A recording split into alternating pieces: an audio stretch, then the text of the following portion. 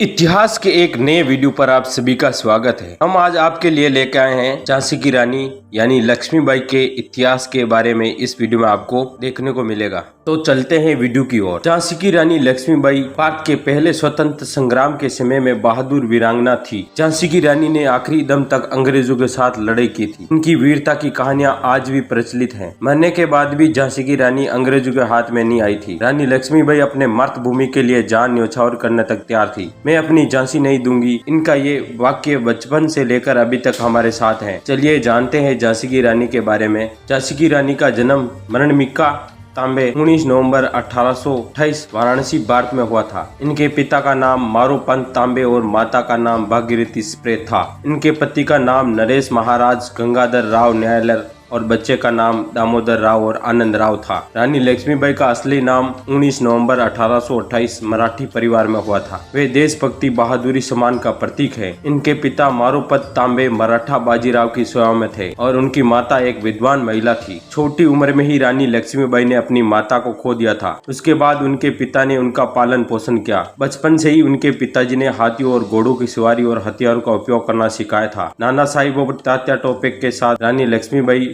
पली बढ़ी। झांसी के किले की नींव आज से करीब कई साल पहले 1602 में ओरछा नरेश वीर सिंह जुदेव के द्वारा रखी गई। आपको बता दिए कि ओरछा मध्य प्रदेश में एक कस्बा है। ओरछा झांसी से 18 किलोमीटर की दूरी पर स्थित है। बंगरा पहाड़ी पर 15 एकड़ में फैले इस विशाल काले किले को पूरी तरह तैयार होने में 11 साल का समय लगा और ये 1613 में बनकर तैयार हुआ। किले में 22 बुर्ज और बाहर की ओर उत्तर तथा उत्तर पश्चिम दिशा में खाई है जो ध्रुव की ओर ढाल बनकर आक्रमणकारियों को रोकती है। यही कारण है कि इस किले की पूरे संसार में इतनी चर्चा होती है। पहले झांसी ओरछा नरेश के राज्य में थी जो बाद में मराठा पेशवाओं के अधीन हुई। मराठा नरेश गंगाधर राव से शादी होने के बाद मणिकर्णिका झांसी आकर उनको लक्ष्मीबाई कहा गया, इसलिए उन्हें बलिदान के साथ उनकी छाप किले में हर जगह देखने को मिलती है। रानी लक्ष्मीबाई का विवाह झांसी के महाराज राजा गंगाधर राव के साथ हुआ था। विवाह के बाद मणिकर्णिका का नाम बदलकर लक्ष्मीबाई से जाना जाने लगा। फिर वे झांसी की रानी कहालाई। 1851 में उनके बेटे का जन्म हुआ था, परंतु 4 महीनों के बाद उनकी मृत्यु हो गई थी। कुछ समय बाद झांसी के महाराजा ने दत्तक पुत्र को अपनाया।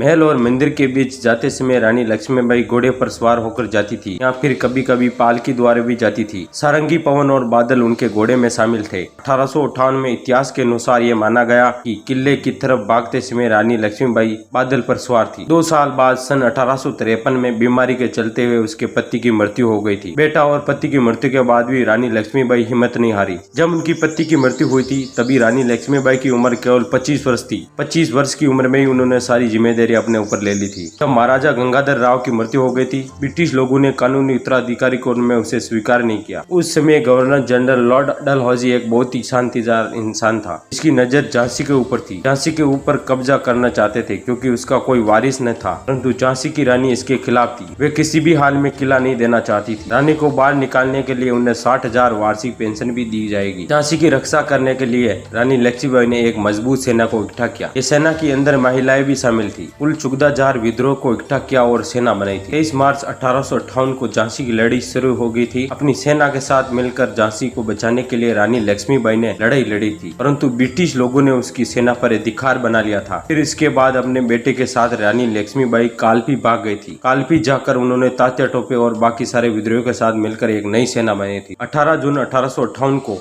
ग्वालियर के पास कोटा की सराय में रानी लक्ष्मीबाई की मृत्यु हुई थी। रानी लक्ष्मीबाई को लड़ाई करते समय ज्यादा चोट तो नहीं लगी थी, परंतु काफी खून बह गया था। जब वे घोड़े पर सवार होकर दौड़ रही थी तब एक बीच में झरना आई थी। रानी लक्ष्मीबाई को लगा अगर ये झरना पार कर लेते तो कोई उसे पकड़ नहीं कर पाएगा, परंतु जब वे झरना के पास पहुंचे तभी उनका घोड़ा आगे जाने से मना कर दिया। अभी अचानक पीछे से रानी लक्ष्मीबाई की कमर पर तेजी से राइफल से वार हुआ, जिसके कारण काफी ज्यादा खून निकलने लगा। खून को रोकने के लिए जैसे ही अपनी कमर पर हाथ लगाने लगी तब अचानक उनके हाथ से तलवार नीचे गिर गई। फिर वापिस अचानक से अंग्रेजी सैनिक ने उनके सिर पर तेजी से वार, जिसके कारण उनका सर फूट गया था। फिर वे घोड़े पर से नीचे गिर गए। कुछ समय बाद एक सैनिक रानी लक्ष्मीबाई को पास वाले मंदिर में लेकर गया था। तभी थोड़ी थोड़ी उनकी सांसें चालू थी। मंदिर के पुजारी को रानी लक्ष्मीबाई ने कहा, मैं अपने पुत्र दामोदर को आपके पास देखने के लिए छोड़ रही हूँ। ये बोलने के बाद उनकी सांसें बंद हो गई थी। फिर इनका पूरा क्रियाक्रम किया गया। ब्रिटिश जनरल हयूरोज ने रानी लक्ष्मीबाई की बहुत सारी तारीफ की। उन्होंने कहा